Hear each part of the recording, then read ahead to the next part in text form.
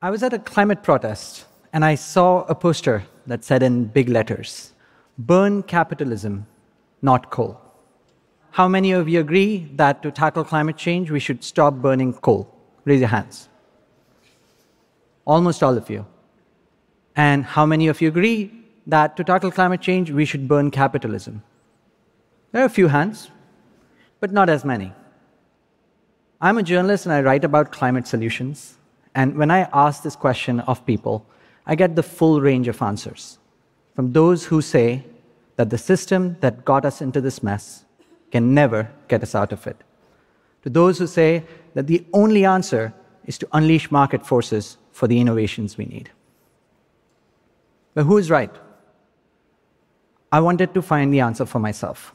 So I started on the rooftop of my childhood home in India.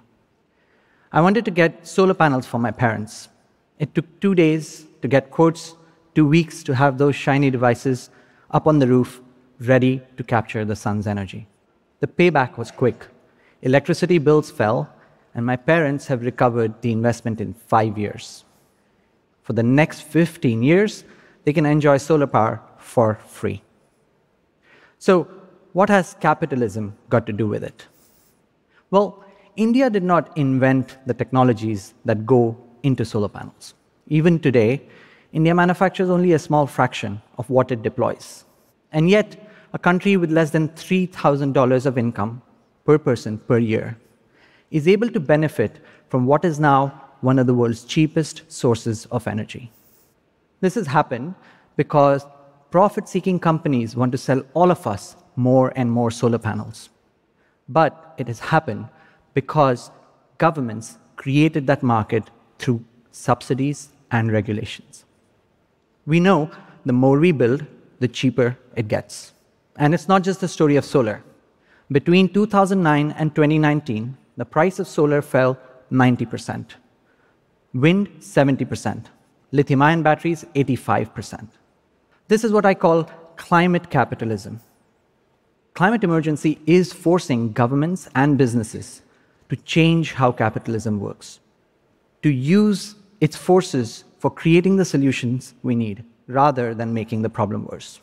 And look, it's not happening everywhere or at the pace at which we need. There are still companies that are profiting from pollution. However, in country after country where I've had a chance to report, I've found that a combination of people, policy, and technology, when they come together, climate solutions do work.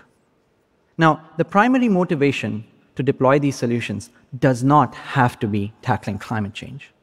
Other pressing issues such as air pollution or energy security or global competitiveness can garner even more support. How exactly? Let me tell you the story of Wan Gang. You've probably never heard of him, but he has done more for the global rise of electric cars than Elon Musk.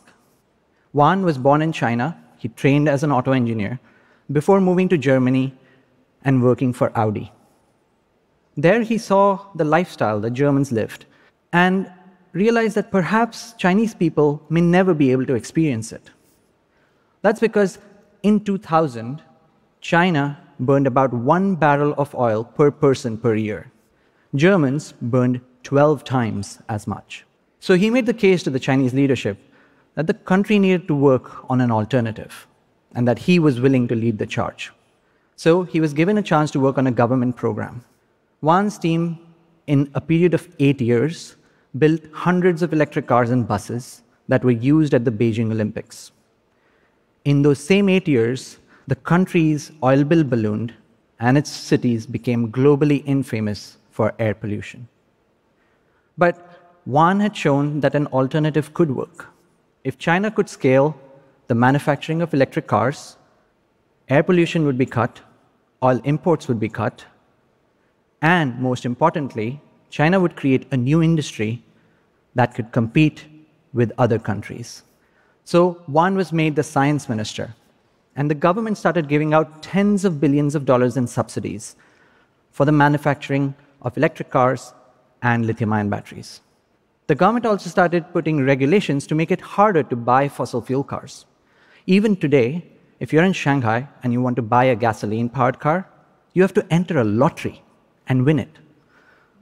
If you want an electric car, you can just go to a showroom and buy one. The Chinese government provided direction, but it was the practitioners of capitalism that made a small electric car industry into the global giant that it is today. One of those investors was Warren Buffett. He invested in a little-known company then called BYD. Today, BYD sells more electric cars than Tesla. Now, you might think what China did cannot be replicated by democracies. But as it happens, China took inspiration from the paragon of capitalism, the USA. Throughout the previous century, the US has used the instruments of government to redirect investments toward national priorities. Take the semiconductor industry, the reason why California is home to Silicon Valley. It was created with generous contracts from the Department of Defense. It's also a similar case for biotech, for airlines, for the internet. All of them have fingerprints of the government from its birth. In fact, China's electric vehicle policy is a modified version of California's zero emissions vehicle mandate. That policy was crucial in keeping Tesla afloat by providing subsidies. That, by the way, is George W. Bush in a hydrogen-powered electric bus in California in 2006. But now that China has a lead on all sorts of green technologies, the US is being forced to catch up. The Inflation Reduction Act passed in 2022 is one response. It will see the US government provide hundreds of billions of dollars of subsidies towards all kinds of solutions, from green hydrogen to heat pumps. That will be multiplied by matching private investment. But climate capitalism isn't just about putting government subsidies to work. That's because the climate crisis is the greatest market failure of all time. Governments around the world have allowed corporations to pollute for free. And all that pollution is causing damages to all of us in the form of climate impacts, health inequalities, dislocation of communities. In some parts of the world, leaders are starting to correct that mistake. Europe has put a price on pollution and created legally binding targets. That has helped the continent cut its carbon footprint faster than any other. It's also changed how businesses operate in Europe. The Danish Oil and Natural Gas Company was founded in 1972. For 40 years, it dug up fossil fuels. Then Denmark adopted a carbon price and a climate law, and suddenly its business model became implausible. Today, you know that company as Ørsted. It transitioned away from fossil fuels starting in 2009, and it has become the largest developer of offshore wind power. This hasn't been a smooth ride. There just aren't as many success stories as the world needs. That's because the climate challenge is really complicated. India has an ambitious renewables goal, but it's falling behind. Europe has seen job losses because its carbon price has been too high that has caused some industries to shut down and move to other parts where there isn't a carbon price. And China's emissions last year rose despite a record clean energy build-out. For climate capitalism to work, governments and businesses need to be flexible. They need to recognize when there are policies that require certainty, but if they're not working, then they must be changed. India is now doubling down on solar with batteries because it's seeing rise in electricity demand. Europe has introduced a carbon tariff that's going to put a price on pollution, on imports. That will level the playing field for domestic industry and stem job losses. And some experts think that if China can continue its clean energy build-out at the same pace, its emissions may have peaked last year. Now, what's remarkable is that some businesses are seeing that it's in their self-interest to act on climate change with or without regulations. So far, we've looked at big economy-wide changes. Now, let's think about something as simple as ice cream.